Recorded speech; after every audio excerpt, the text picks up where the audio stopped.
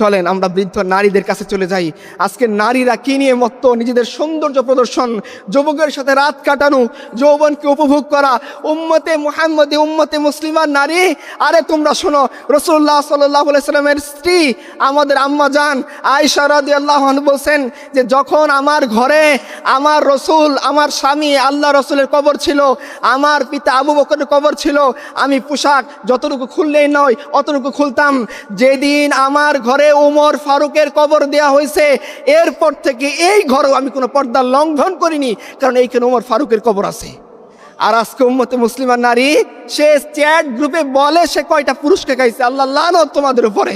তোমরা জানো না রাসূলুল্লাহ সাল্লাল্লাহু আলাইহি ওয়াসাল্লাম কি বলছেন?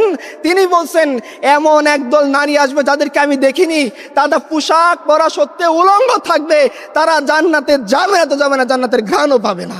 তোমরা শুনোনি এই কথা? তোমরা উম্মতে মুসলিমার নারী আর তোমরা যুবকদের সাথে গিয়ে এই বাজে কাজে লিপ্ত হও। তোমরা ভ্যালেন্টাইন্স ডে উৎপন্ন করো, তোমাদের দেখে তো শয়তানও হাসে। তোমরা কি ধরনের সংস্কৃতি বেছে নিয়েছো? তোমরা আম্মা জান আয়েশা খাদিজার কালচার তোমাদের মনে নেই?